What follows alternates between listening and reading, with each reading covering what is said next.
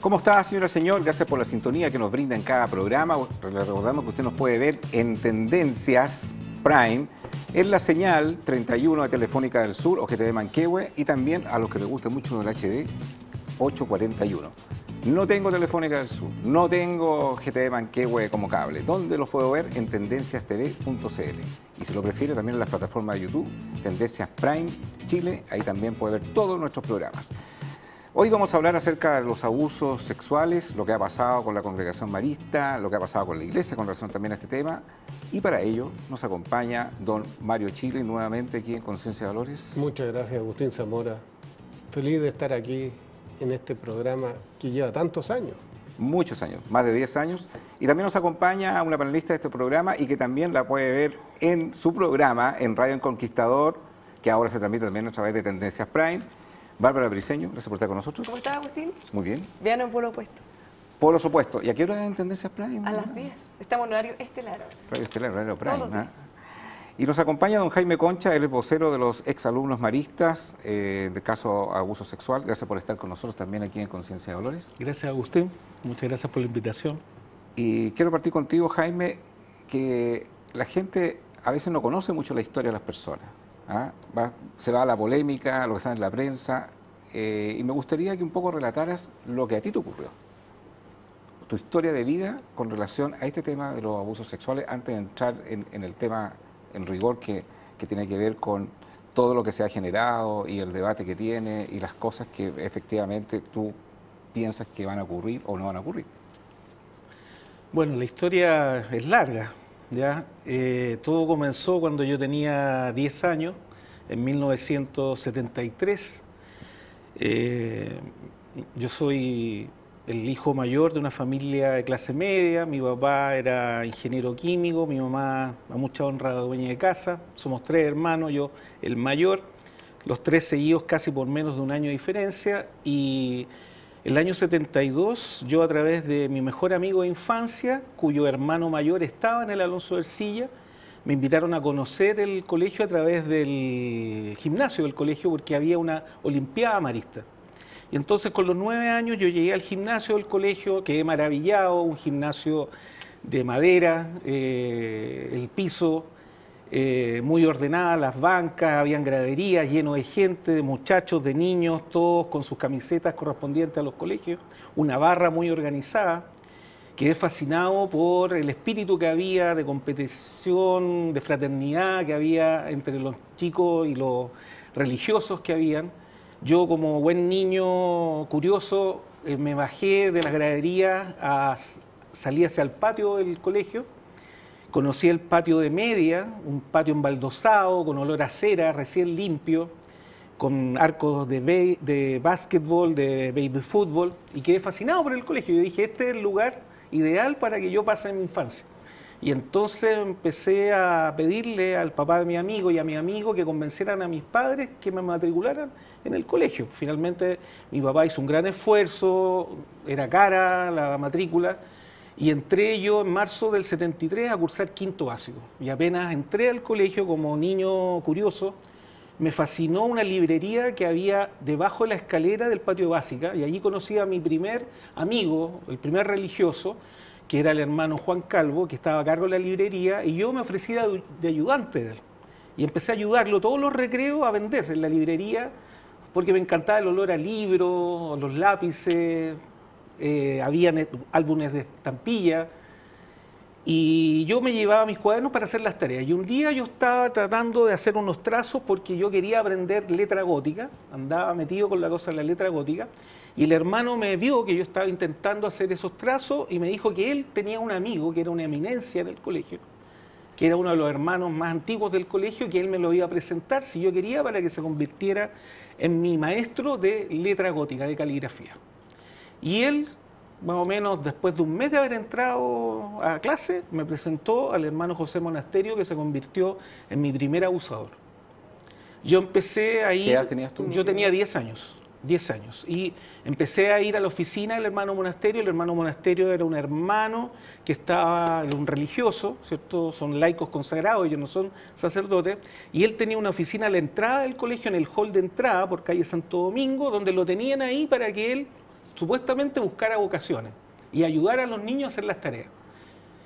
Y entonces yo empecé a ir a la salida de clase, mi mamá, como era chico, me iba a buscar tipo 1:30, 2 de la tarde, entonces entre la 1 que salimos de clase y las 2 que llegaba mi mamá, yo iba a meterme a la oficina del hermano monasterio, él cerraba la puerta con seguro, me hacía sentarme por el lado de la silla de él, hacia la pared, y entonces me dibujaba unas letras góticas y yo las tenía que escribir. Y entonces como buen maestro se ponía detrás mío y seguía mi mano para hacer la letra gótica, como la letra gótica especial.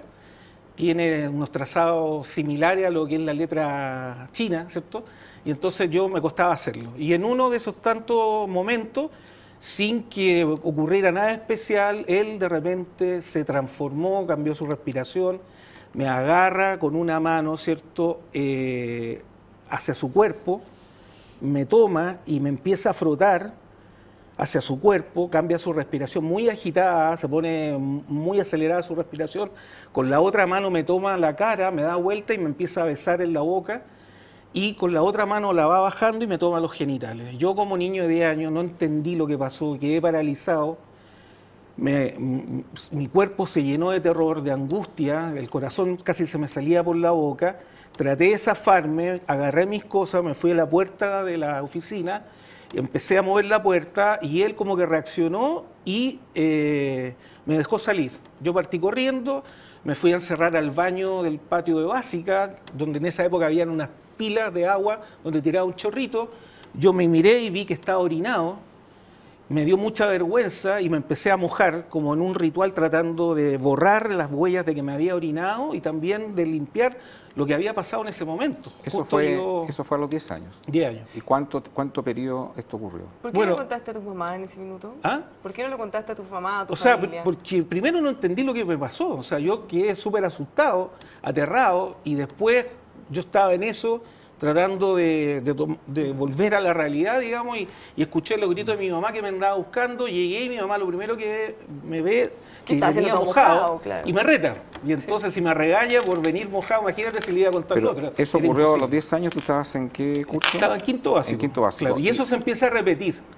Se empezaron a repetir y entonces llega un ¿Cuántos años estuviste en el colegio Yo Marista? estuve hasta cuarto medio. ¿Y ocurrió desde quinto Desde hasta quinto básico empezó hasta que salí cuarto medio. ¿Y tú seguías yendo a esa sala a reunirte con él? O sea, seguí, después que ocurre esto, o sea, obviamente yo quedé confundido, traté de no ir, ¿cierto? Pero por otro lado me sentía obligado con el hermano Juan a seguirle ayudando en la librería, y él me insistía en que fuera con el hermano monasterio, y por el otro lado yo me había ofrecido, como venía recién llegando al colegio, como encargado del diario Mural. Y a finales de abril, mayo, venía la semana de los maristas, de la semana del colegio en junio, la primera semana de junio, entonces todos me exigían que pusiera algo en el diario Mural. Y todos sabían que yo estaba aprendiendo caligrafía con el hermano monasterio. Claro. Así que me obligaron a ir y esas veces que yo fui se volvió a repetir los abusos. Y entonces yo traté de tomar distancia ese año y después entonces traté de meterme en los scouts, los lobatos, para tratar de no tener más contacto con el hermano monasterio. Perdón, ¿qué es lo que hace que pase tanto tiempo que una persona es abusada, porque esto le puede ayudar a mucha gente que está viendo este programa, y no lo denuncia, no lo saca a la luz? Y no solamente ya cuando egresa del colegio, sino que después viene toda una vida de adulto, me imagino después casado, y tantos años sin tener que este tema no solamente sacarlo a la luz, sino que denunciarlo. ¿Qué es lo que le ocurre a una persona que ha sido abusada sexualmente para no tener que reaccionar rápidamente en este tema? Mira, lo que pasa es que hay que entender el contexto. O sea, el abuso no se da en cualquier situación, se da un contexto propicio para el abuso. Principalmente uno puede identificar que no hay un círculo de protección de adultos que te proteja a ti como niño. O sea, yo creo que allí fallaron todos los adultos que estaban a mi alrededor. Mis padres, por un lado... no quiero que se nos vaya el punto, pensando en que seamos lo más constructivos posible. Tú en ese minuto estabas asustado, tu mamá te retó porque estabas todo mojado, probablemente yo como mamá, todos haríamos lo mismo. ¿Qué cosas quizás pudo haber visto tu mamá para darse cuenta de lo que te estaba pasando? Es que, mira, después que se empieza... porque una primera vez puede pasar. Porque a ti además te da miedo que más te pudieran retar o que fueras tú culpable. Pero a propósito de las preguntas que ustedes hacían, o sea, mira, cuando esto se empieza a repetir una y otra vez, cuando además cambia el abusador, tú empiezas a pensar como niño, porque tú no eres capaz, en tu corazón de niño no cabe el mal, la mala intención. Entonces, yo lo puedo entender eso, Jaime, pero hay un momento en que uno deja de ser niño. Claro, que uno pasa a ser adolescente, puede pasar a ser joven y puede pasar a ser adulto. Claro. Entonces, vuelvo al mismo tema. ¿Qué es lo que hace que una víctima que haya sufrido esto tan violentamente deje pasar tantos años? Lo puedo entender cuando era niño. Me cuesta un poco, quizás más, no comprenderlo cuando es adulto. Lo que pasa es que eso es lo que te iba a explicar. O sea, piensa tú que después se repiten con otros abusadores. O sea, a mí me abusaron, imagínate, me abusó José Monasterio varias veces. Después, yo, el año 74, en mi primera confesión, antes de la primera comunión, me abusa el sacerdote que me toma la confesión. Después entro a los Lobatos. Conozco allí a otro hermano, que es el hermano Abel, que fue mi principal abusador y me abusó una y otra vez hasta que me terminó el año 75 en el verano, violándome en el campamento de verano. Y entonces tú, después de violaciones reiteradas, de abusos reiterados, de varios miembros de la congregación, tú llegas a pensar que llevas un letrero que te dice abúsenme. Yo tenía 2 hermanos que también entraron al colegio. ¿Nunca hablaste entonces con ellos? Muchas veces mis abusadores trataban de hacerse amigos y ganarse la confianza de mi hermano y se producía un diálogo sin palabra, ¿cierto? Donde ellos me mostraban que ellos en cualquier momento podían tomar a mi hermano y entonces yo llegaba inconscientemente a ofrecerme a mis abusadores para que me abusaran con tal de proteger a mis hermanos, y también eso pasó con mis amigos. Y más encima, a través del catecismo y a través de toda la manipulación psicológica y espiritual que hacían los catequistas, donde te hacen convencerte, porque imagínate, mi abusador después de violarme me decía, mira lo que me hiciste hacer, pero no importa, Dios ya te perdonó tu pecado. Mario, eso repetido una y otra vez te hace tener tu culpa, autodesprecio y te hace esclavo del silencio para siempre. Mario, a ti también te tocó estar en un caso judicialmente, independiente del caso en sí. Te vuelvo a hacer la misma pregunta que le acabo de hacer a Jaime. Cuando uno ve estos casos, uno siempre ve un mínimo común múltiplo, que ha pasado mucho tiempo antes que se haga una denuncia. Sí.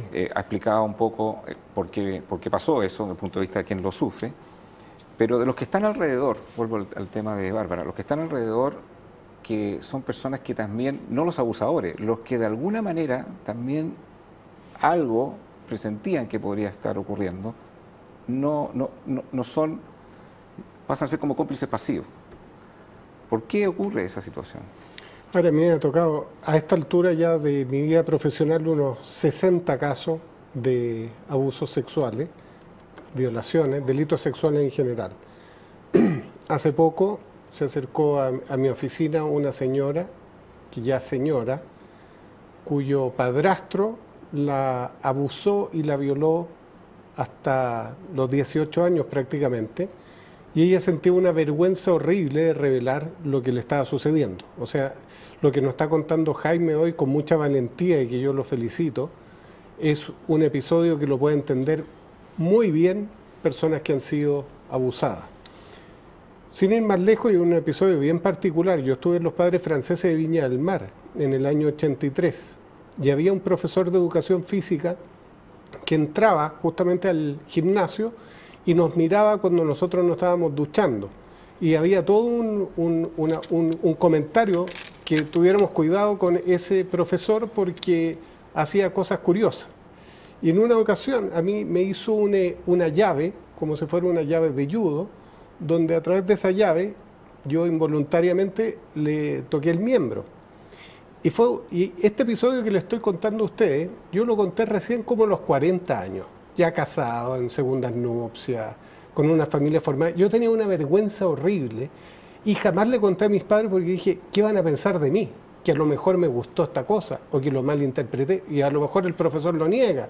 ¿Y en qué condición voy a quedar yo? ¿Qué van a decir mis compañeros?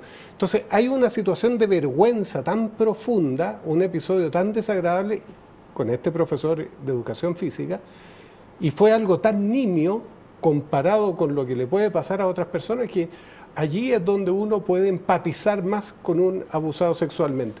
Porque no es fácil entender esto hasta que te pasa a ti o le pasa a un hijo tuyo, o le pasa a un sobrino, o a un familiar muy cercano. Pero como un papá... No es fácil, porque la gente además, y con eso termino, la gente nos ve, las personas nos vemos lo que está ocurriendo a nuestro alrededor, porque nosotros estamos muy ensimismados en lo que nos está ocurriendo en nuestro interior, y no muchas veces estamos viendo qué es lo que está pasando en la realidad. Ok, pero yo lo quiero colocar un poco como enseñanza, o no sé decir esa palabra, pero para lo que la gente nos está viendo en casa.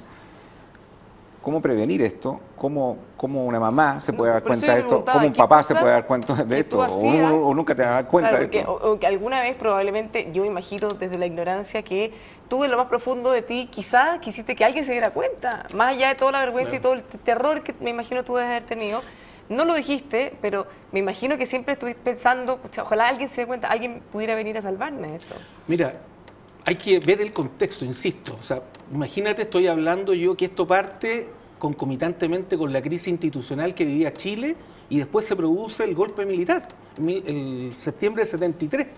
Entonces, tú te imaginas que yo, supongamos que hubiera contado a mis padres en octubre del 73 o en noviembre del 73, si le hubiera contado a mi papá, ¿dónde hubiera ido mi papá a reclamar y a pedir justicia con lo que estaba pasando en el país? Pero tú lo dices desde el punto de vista de la víctima, y esa parte, claro. Yo lo puedo entender esa parte, desde el punto de vista de la víctima. Pero hablo del rol de los padres. Claro, lo que pasa, y por eso, pero vuelvo a insistir, mira, estamos hablando del año 73, o sea, en ese año no se hablaba de los derechos del niño, no se hablaba, ¿cierto?, de los abusos sexuales. Entonces, mis papás eran papás preocupados. Yo, mira, ahora, yo cuando cuento, mi psiquiatra, mi psicólogo, la gente que me escucha me dicen, tú eres de libro. Porque mira, desde que el hermano Monasterio me empezó a abusar, yo empecé a tener pesadillas en la noche, terror nocturno, angustia permanente, dolor de guata, dolor de cabeza, me orinaba sin querer, me hacía caca sin querer. Pero esas son cosas que uno podría estar todos atento, los síntomas que los papás se podrían dar de acuerdo. Mis papás esa es la pregunta, me llevaron al pediatra. El pediatra me interrogaba delante de ellos y después no me encontraba nada, me pedían exámenes. Y entonces yo estaba sentado en la camilla, el pediatra ahí, mis papás allá, me decía, ¿y no te habrá pasado algo que te pueda tener nervioso? Y yo obviamente iba a decir que no me había pasado nada. Y entonces después incluso, imagínate, cuando ya tenía 15 o 16 años, a mí me abusó Cristian Preg, que era en ese tiempo, ya estaba en la Vicaría de la Solidaridad. Que era mi ídolo, que era un superhéroe para mí. Y yo quedé muy traumado con esa situación. Entonces, imagínate, yo le hubiera contado a mi papá que Cristian Preg me había abusado. ¿Tú crees que no me hubieran usado como niño símbolo en ese tiempo de Pinochet para ir en contra de Cristian Preg y desprestigiarlo? Entonces, yo a la vez como niño me daba cuenta de la realidad. Y entonces en un momento dado, como te digo, por una cosa desde chico yo tenía de defender a los demás, de sacrificarme por mi hermano, por mis compañeros, yo preferí guardar silencio y metí todo esto en un rincón de mi mente, le puse llave y tiré la llave, y yo encontré que la única manera que tenía de sobrevivir y de ganarle a mis abusadores, que yo pensaba que era todo el colegio, toda la congregación, era convertirme en el mejor alumno.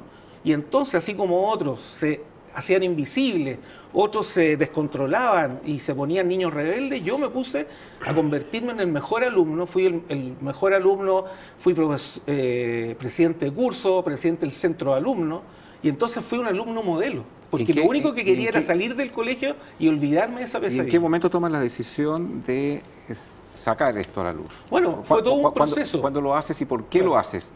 ¿Por qué no antes y por qué después? Porque, mira, una vez que mis hijos llegaban a la edad de 10 años, que era la edad en que yo había empezado a ser abusado, a mí me bajaba toda una angustia y un estado de hiperalerta por ellos, de obsesión, que no les fuera a ocurrir lo mismo.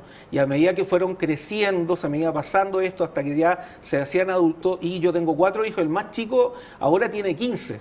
Entonces recién el año pasado, cuando yo lo vi que ya se había convertido en adolescente, yo sentí que podía estar libre para poder preocuparme de mí, porque me había dado cuenta que a pesar de haber sido médico, de tener un buen estatus, de ser un buen profesional, un buen ciudadano, un buen padre, había algo que estaba pendiente en mí, que había un secreto que yo no podía seguir guardando, porque si seguía callándolo me estaba convirtiendo en un cómplice de lo que estaba ocurriendo ahora, porque yo tenía conciencia que esto comenzó en los años 70 y seguía ocurriendo hasta el día de hoy.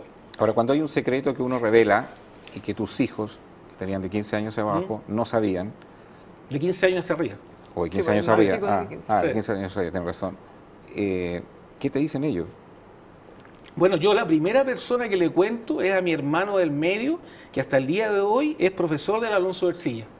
Y que para mí es como que lo tuvieran de rehén. Y entonces yo dije, mira, si cuento esto y estando mi hermano dentro del colegio, lo van a empezar a tratar mal, lo van a maltratar, ¿cierto? Le van a echar la culpa de todos los males a causa de mi denuncia, y así ha sido hasta el día de hoy. Así. Y entonces él me dijo, hermano, habla, yo estoy contigo, tenemos que buscar justicia y verdad. Y entonces yo me atreví a hablar. Ahora, otra cosa Pero que... tus hijos, ¿Mm? tus hijos. Bueno, la mis hijos los destruí. A mi madre la destruí. O sea, uno de mis hermanos me preguntó, ¿por qué ahora? ¿Por qué no hablaste antes? Ahora, o sea, ¿qué bueno te va a traer si ya estos delitos están prescritos, no vas a encontrar justicia, te va a echar la gente encima, tú sabes cómo es la gente en Chile, tú sabes cómo son los médicos? Y a mí esto me costó caro, o sea, tuve problemas en la casa, en la familia. O sea, no fue fácil. Bueno, Y es que pasó yo quería mucho tiempo apuntar a para eso. que ellos se dieran cuenta de lo que estaba pasando, porque obviamente, mira, todos fuimos víctimas. Mis padres, ¿cierto?, fueron buenos padres y la congregación trató de convertirlos mostrarlos como cómplices. Que ellos siempre no me creyeron a mí, le creyeron a ellos, pero mis papás confiaron en la congregación, confiaron en el colegio, y ellos, como buenos seductores, tejieron una telaraña, ¿cierto?, de seducción alrededor de ellos para que ellos ciegamente confiaran en ellos y nos permitieran, por ejemplo, ir a quedarnos al colegio en las noches para dormir con los hermanos, y allí se producían los abusos, o ir a distintos retiros espirituales, supuestamente con sacerdotes. Nos obligaban poco menos a ir, ¿cierto?, y en esos retiros espirituales en las noches, los sacerdotes se paseaban por nuestro dormitorio manoseándonos y llevándonos para solamente satisfacer placeres básicos de las personas en nombre de un Dios que yo creo que duele azufre, el Dios de ellos, porque el Dios verdadero se supone que es un Dios que respeta, que es luminoso, que protege, ¿cierto?, que no hace daño. Bueno, es que yo quería apuntar a justamente eso. Una cosa es lo que ustedes sienten, la vergüenza y el drama, el terror también de las reacciones, pero ¿cómo es, en base a lo que tú mismo viviste, Mario, tú también has tenido otra experiencia, cómo es el entorno? ¿Cómo aborda la gente? ¿Hay rechazo? ¿Hay apoyo? ¿Creen? ¿No creen? O sea, mira, porque eso también influye Pero mucho. el entorno No, familiar. el entorno familiar y el entorno, la gente. Por Bueno, ejemplo, la y gente eso te conoce. Tú cuando vas a conocer esto, además de forma tan pública, claro, o sea, yo lo vi nunca en reportajes, en las noticias, entonces, obviamente eso también a uno le da miedo de hacerse conocido. ¿Alguno de tus hijos te dijo que no lo hicieras? no, todos mis hijos me apoyaron.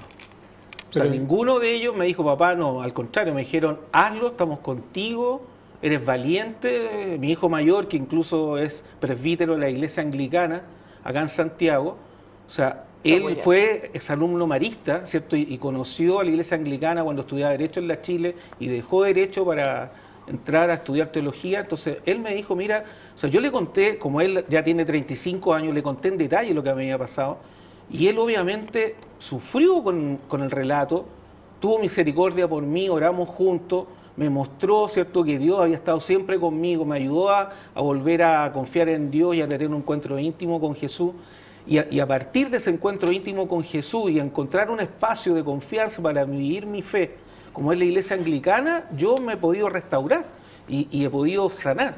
Y por el otro lado, como está Marcelo acá, Mario. o sea, Mario, el buscar justicia es fundamental para completar la sanación. Sin justicia no puede haber reparación. Pero ni Mario, sanación. justamente eso es lo que quería decir, que es muy complicado cuando tú intentas que sea el sistema de justicia quien resuelva si algo ocurrió o no ocurrió. Y para eso yo te puedo dar muchos ejemplos en los cuales finalmente las víctimas son doblemente victimizadas a través de los medios de comunicación o en su entorno familiar. Cuando se acusó al cura O'Reilly, que hoy está condenado y nadie pone en duda su inocencia o su culpabilidad porque hay una sentencia condenatoria de un órgano institucional que así lo declara, nadie cuestiona si eso ocurrió o no ocurrió, pero en su oportunidad manosearon a la familia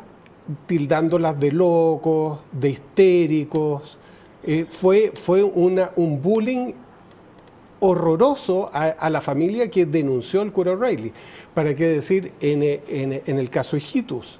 El caso Hijitus fue absuelto el principal acusado con un voto en contra. Un voto en contra significa que uno de los magistrados estuvo por condenarlo, estimó que la prueba presentada por el Ministerio Público era lo suficientemente potente como para condenarlo y privarlo de libertad. ¿Qué hacen los medios de comunicación? Derechamente faltan a la verdad y dicen, por unanimidad se logró aclarar la inocencia de esta persona, y terminamos, el abogado querellante en mi caso, demandado por esta familia, los apoderados que quisieron hacer justicia de sus hijos, demandados en los tribunales civiles, el principal denunciante, que fue José Miguel Izquierdo, pero ha tenido la peor vida que puede tener el padre de una menor víctima de un delito, porque se le ha tildado de histérico, le ha tenido que pagar dinero, ha tenido que vender sus bienes para indemnizar a la familia. Entonces, seguir el camino de la justicia... Pero el camino de la justicia... No siempre es fácil y no siempre es recomendable. Con la siguiente situación. Si hay alguien que injustificadamente lo están acusando de un abuso sexual que no cometió... Que también existen casos. Que también existe.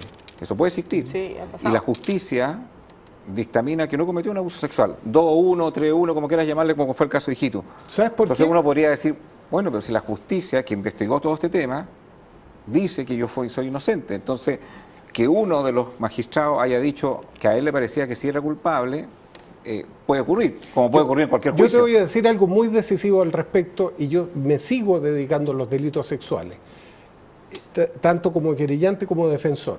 Los tribunales prefieren absolver a un culpable que condenar a un inocente. Escúchame bien eso.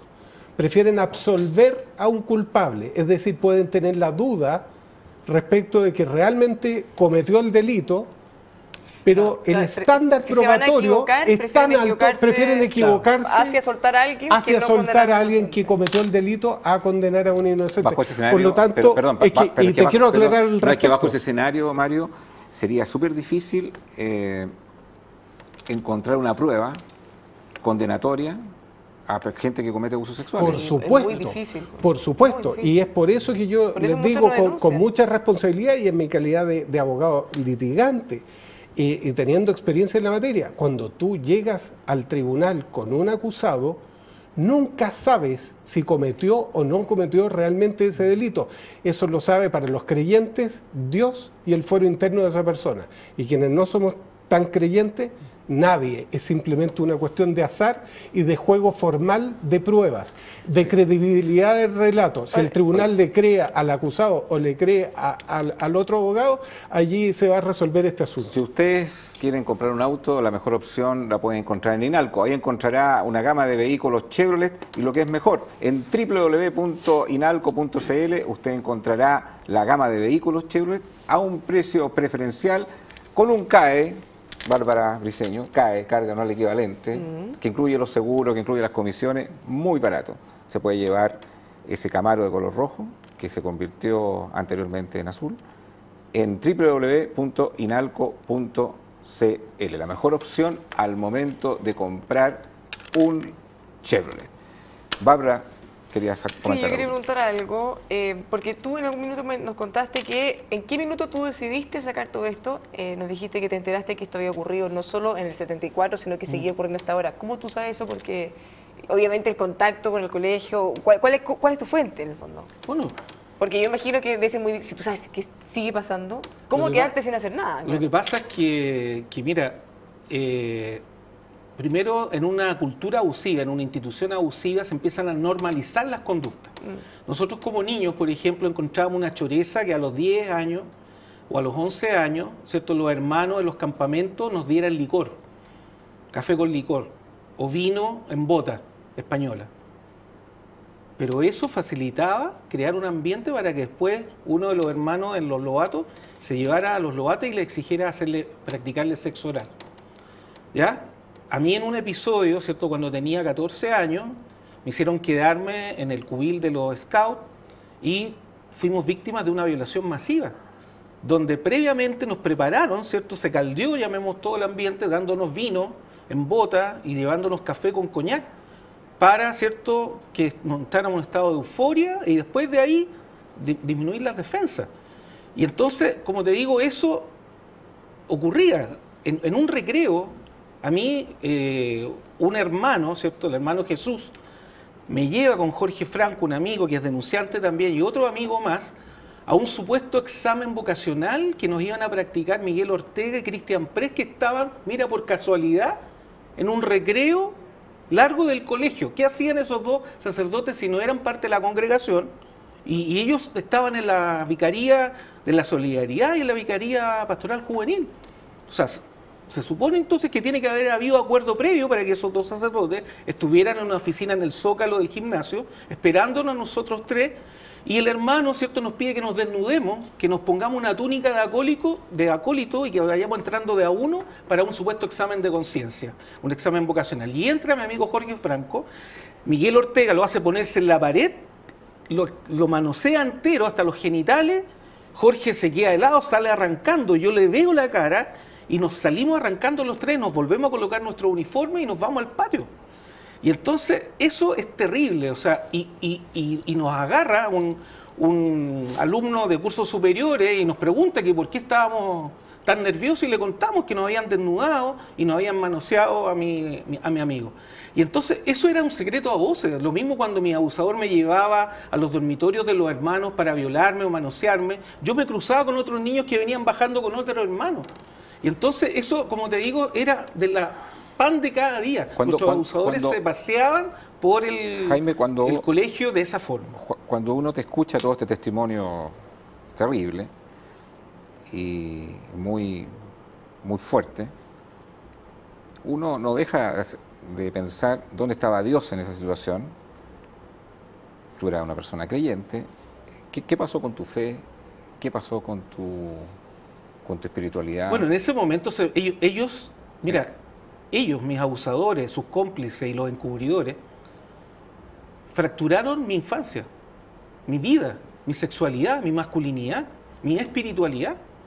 Yo caí en el infierno, en un infierno permanente, donde lo único que hacía era sufrir, en soledad más encima, porque no era capaz de contarle a nadie. Y en esa vida de sufrimiento, yo incluso muchas veces quise hasta matarme.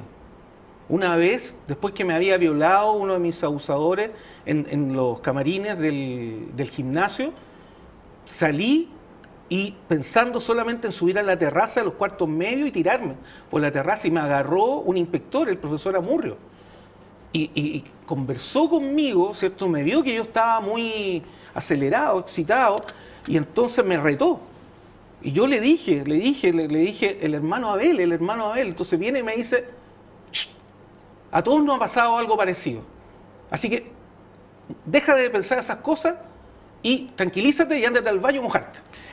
Y entonces yo, imagínate, quedé con esa sensación de que no podía hablar, de que no se podía decir nada. Entonces, eso fue terrible durante mucho tiempo, y entonces ninguno de nosotros, lo mismo que dicen los sobrevivientes del bosque, o sea, nadie era capaz de hablar de esto. O sea, había un pacto de silencio, porque nuestros abusadores también siempre usaban esta señal, que era guarda silencio. ¿Y tu fe? Y mi fe, entonces... Hoy, ¿cómo está tu fe? Bueno, ahora yo me siento con una vida nueva, porque yo me siento resucitado, pero en ese tiempo ellos me quebraron mi fe. Es que interesante cómo tú recuperas la fe, porque mucha gente que está viendo este programa, frente a un hecho tan violento, y a veces no tan violento como este, porque este es súper violento, su fe simplemente se desvanece, el resentimiento, el rencor, la herida, le hace finalmente tomar otro camino. Sin embargo, tú tomaste un camino de recuperar tu fe. Bueno, yo conocí mucha gente. Yo agradezco a todos esos adultos que son parte de mi familia, de mis amigos, los profesores de la universidad, amigos, que gracias al testimonio de ellos conocí, ¿cierto?, otra versión de Dios, la verdadera versión de Dios. Y entonces eso me ayudó, ¿cierto?, a descubrir... ¿Tú dejaste de ser católico? Dejé de ser católico. Sí. Hoy día eres Ahora anglicano. Participo en la iglesia anglicana, sí. Y entonces... ¿Dejaste de ser católico, obviamente, por todo esto? Porque algunos dicen, bueno, no podemos meter a todos los católicos en este tema. No, pero a mí sobre no podemos todo... estar a toda la iglesia católica en este tema. Claro. Pero hay una cosa concreta, o sea, mira, aquí, o sea, la iglesia está basada en hombres. Son hombres que dicen representar a Dios, y la iglesia católica, ¿cierto?, especialmente en Chile, ha sido, los obispos especialmente, ¿cierto? Han sido encubridores.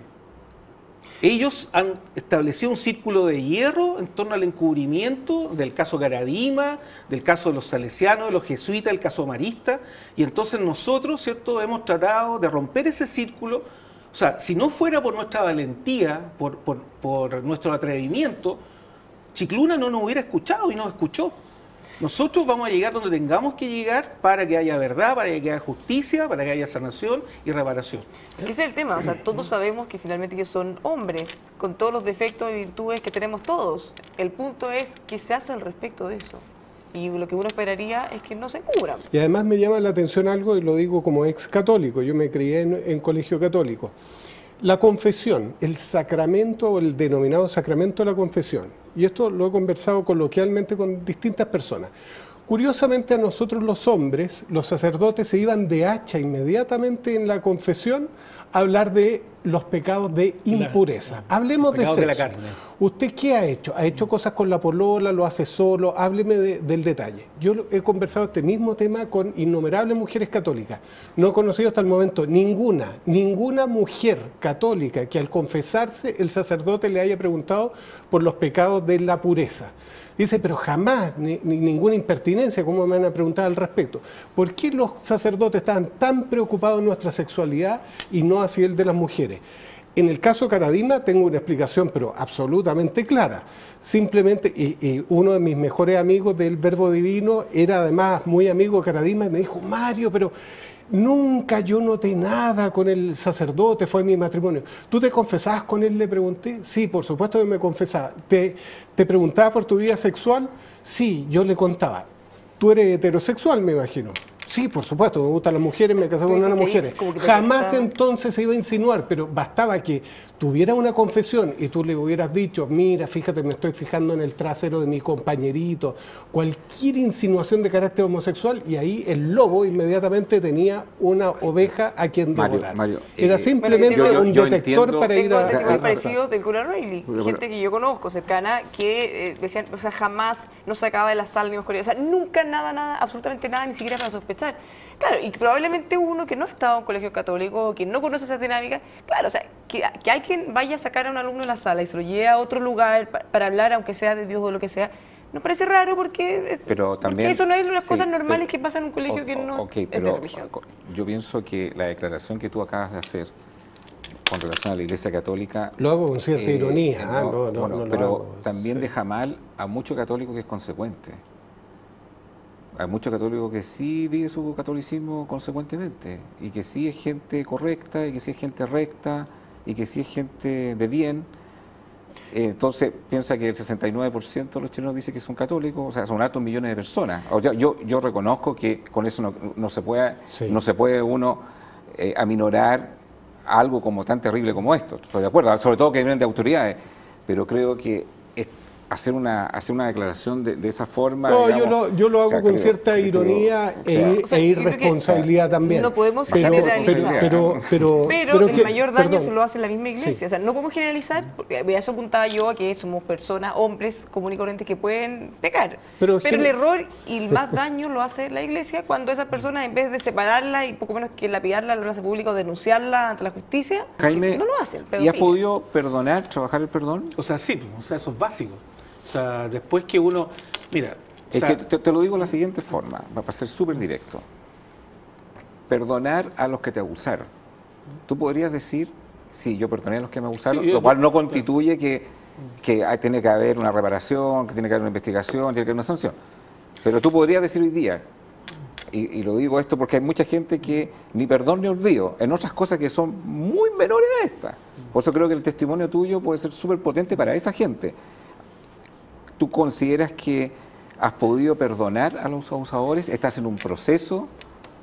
Mira, yo te decía que esto es un proceso, ¿ya? Entonces yo siento que vengo de vuelta del infierno. Estoy regresando del infierno y estoy resucitado a una vida nueva. Y entonces, a través de este nuevo encuentro con Jesús, yo me siento resucitado, estoy disfrutando y estoy feliz con esta vida nueva, porque por fin me siento un hombre libre, ¿cierto?, que ejerzo soberanía sobre mí, sobre mi cuerpo, porque durante muchos años yo sentía que yo era un habitante de un cuerpo que le pertenecía a otros.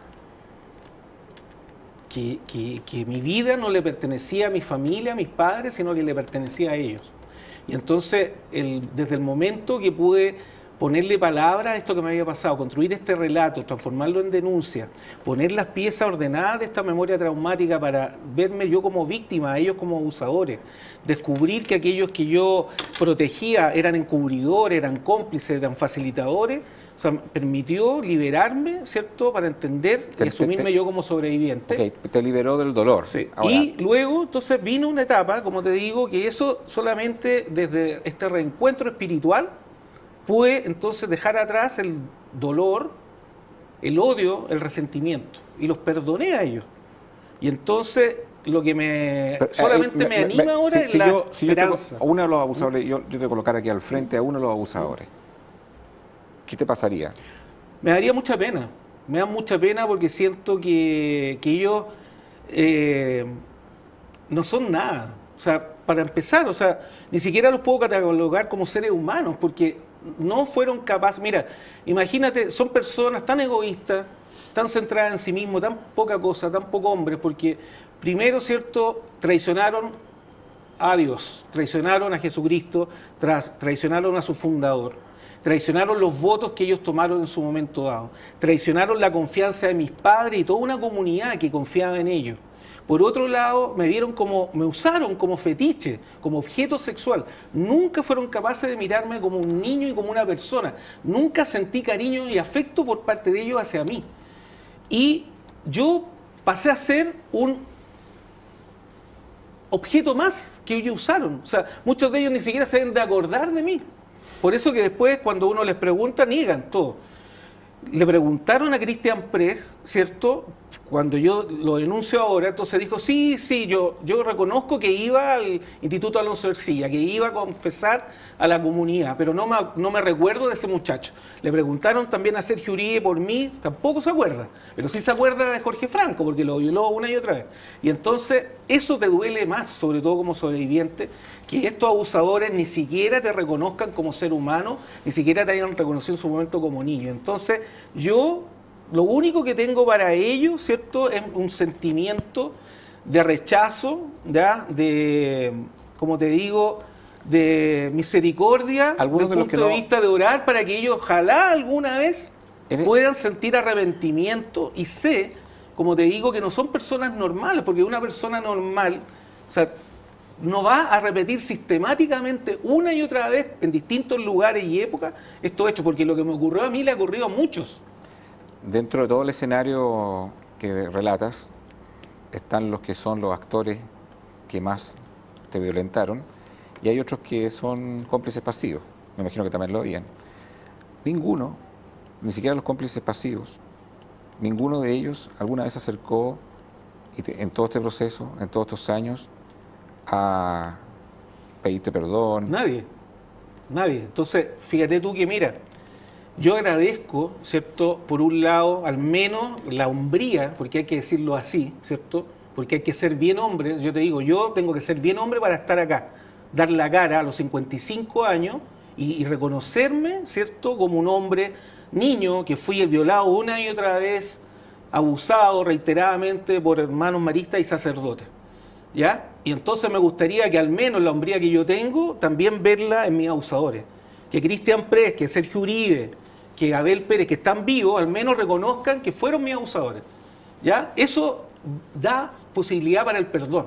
Pero mientras ellos no sean capaces de reconocer, ¿qué perdón uno va a tener con ellos si ni siquiera te reconocen? Y entonces, por otro lado, ¿cierto?, viene el tema de la justicia. ¿Qué tipo de justicia hay? ¿Pero tú confías en el investigador canónigo? Confío, si no, no estaría participando. Y nosotros hemos hecho que las cosas se tensen de tal forma que estén todos obligados a rendir cuentas, porque por algo, ¿cierto?, cuando vino Francisco acá, él dijo, ¿cierto?, preséntenme pruebas, y después dijo evidencia, juego de palabras. ¿Y y entonces yo mismo le dije... ¿Tu opinión del Papa cuál es? Bueno, es que él tiene un conflicto, no sabe si es Francisco o es Bergoglio. Bergoglio es el encubridor, y entonces trata también de opacar la figura de su antecesor, ¿cierto? Benedicto XVI, que por lo menos se pudo enfrentar a los legionarios de Cristo y condenarlo. Entonces Francisco es mucho titular y poca acción. Bárbara y Mario, él habla de una palabra que es la reparación. Qué difícil reparar esto. Porque si además se enfrenta a esta desconfianza o no creerle, y tal como dices tú, presentar pruebas, ¿qué pruebas va a presentar? Porque finalmente es tu testimonio contra el de ellos. No hay pruebas, más allá que tú quizás pudieras tener a tus compañeros, que obviamente sí, en forma espontánea muchas personas empiezan a comentar que vieron lo mismo. Claro, nadie podría decir, pero no todos tienen eso. No todos tienen o fueron víctimas en forma masiva de la misma persona como para poder volver a confrontar el testimonio de varias personas. Entonces, eso yo creo que debe ser terrible, esa impotencia de sentir que no te creen. Pero independiente de que una cosa esté prescrita, Mario, corrígeme en esto, hay delitos que están prescritos, pero no se quita el hecho de investigar y decir, esta persona sí fue culpable, no lo podemos condenar porque está prescrito. Yo no sé si esto puede aplicar en este caso. Bueno, es muy difícil por los años que han ocurrido. Además hay una ley que rige respecto de una extensión de la prescripción de los delitos sexuales, pero es justamente, se considera desde la mayoría de edad a la prescripción, es decir, podría ser hasta los 23 años aproximadamente o 28 años a lo máximo que un adulto podría denunciar a los hechores por delitos perpetrados en el pasado.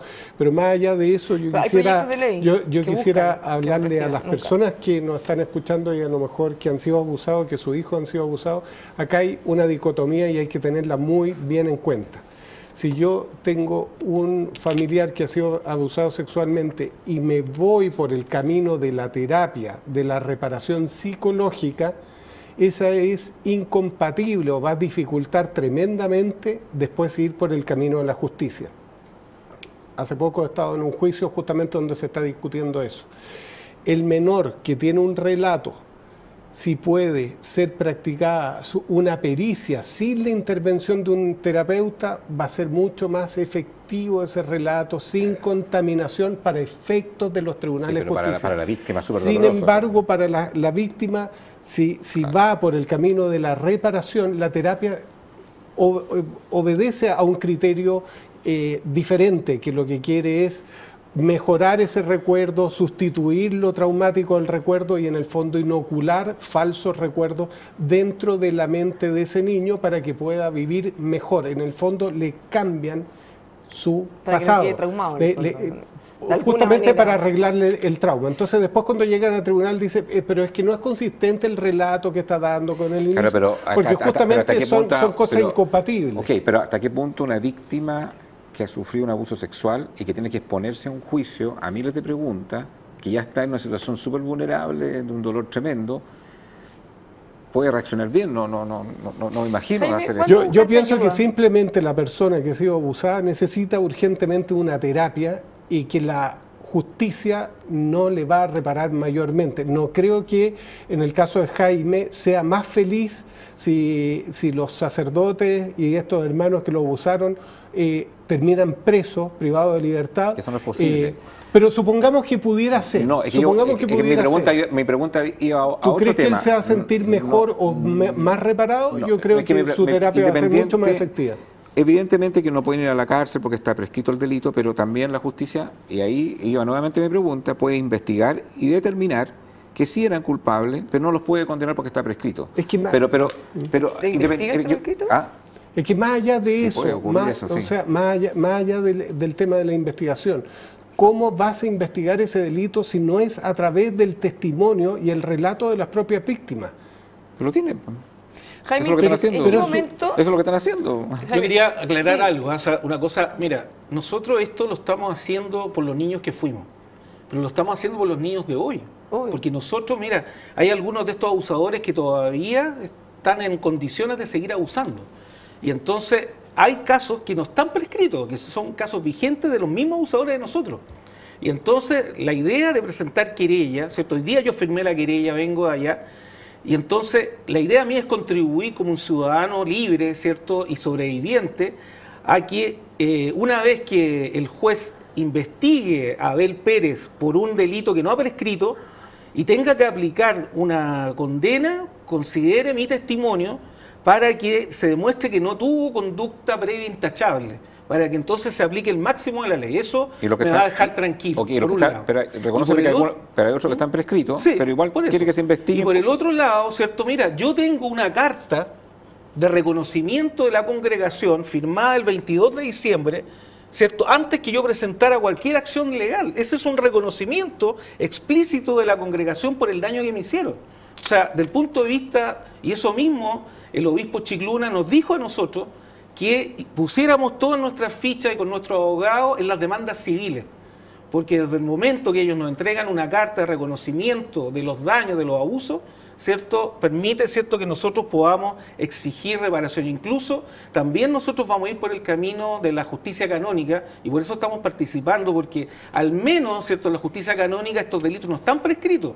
Y entonces en ese sentido podemos también exigir, yo al menos voy a quedar tranquilo cuando a estos sacerdotes o a estos religiosos se les excomulgue. Que no estén Y cerca por el más de otro, niños, claro, y nunca que no más. estén cerca de niños. Y por el otro lado, el mismo Chicluna nos sugirió que hay algunos artículos especiales del Código Canónico que incluso permite que nosotros pidamos reparación. Y aquí, a propósito de un tema que es muy importante, mira, si yo hubiera subido en una micro de los hermanos maristas, donde hubiera ido manejando mi abusador, y hubiera chocado, y yo hubiera estado hospitalizado, y hubiera perdido un ojo, una mano, nadie le quedaría duda que después yo o mi familia pidieran reparación económica, por ejemplo, para pagar los daños de mi reparación.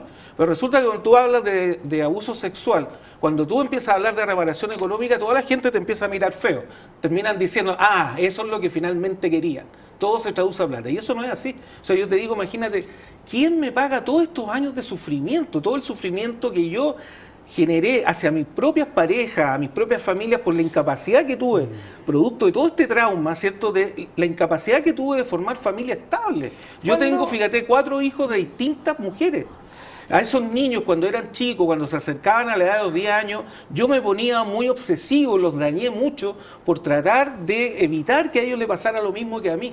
Y entonces ese dolor, ese sufrimiento, como te digo, nadie lo puede reparar. ¿Y quién me repara a mí esa vida? Y yo creo que tengo derecho a los 55 años, los próximos 10 años, tener una vida tranquila y una vida feliz. Pero resulta que en Chile, en base a las condiciones que hay, las víctimas tenemos que hacer, como decía Carmen Gloria Quintana, tenemos que hacer toda la pega nosotros. O sea, tenemos que solamente sobrevivir a los abusos, estar vivos para tener la capacidad de dar el relato, poder hacer las acciones legales y más encima obligar a la autoridad y a la sociedad que nos crea y que nos cuide alguna vez. Bárbara, si usted quiere arrendar un auto, la mejor opción es Dunamis Rentacar. En www.dunamis.cl usted encontrará una gama de vehículos automáticos, mecánicos, sucursales en Concepción, en Viña del Mar y por supuesto también en Santiago.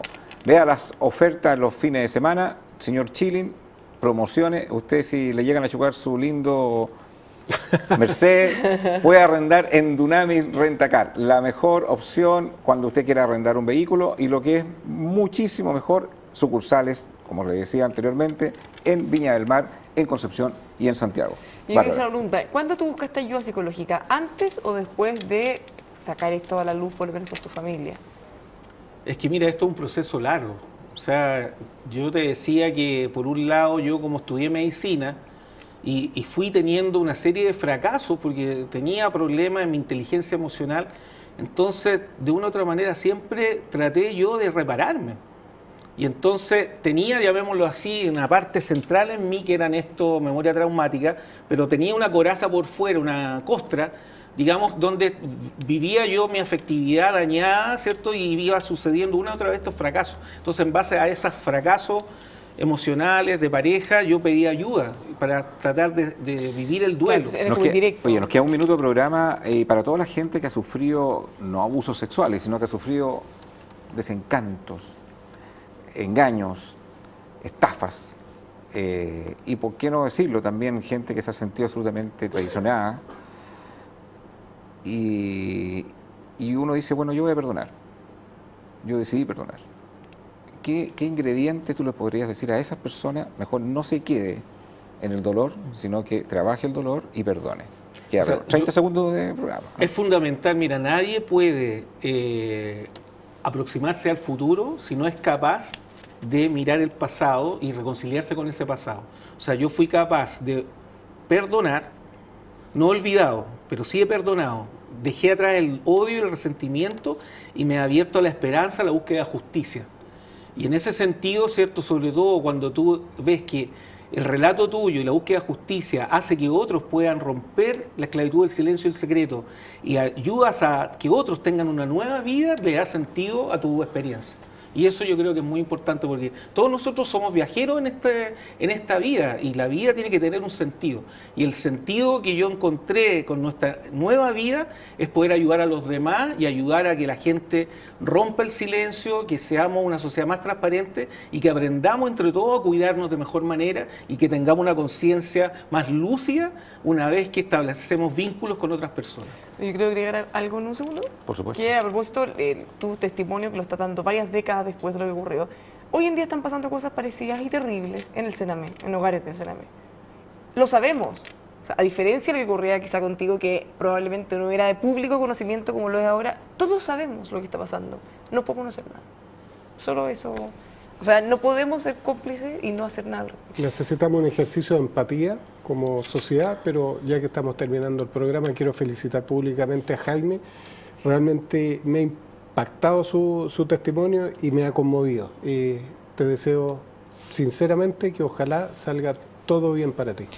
Lo mismo. Jaime, gracias por venir a Conciencia de Valores. Yo también destaco que una persona que ha sufrido todo esto haya podido recuperar la fe, haya podido intentar no quedarse en el dolor, tratar de perdonar y no es fácil, no es fácil. Y a veces con cosas ínfimas uno pierde la fe, pero creo que tu testimonio es muy potente para toda la gente que nos está viendo nuestro programa, así que gracias por haber venido aquí a Conciencia de Valores.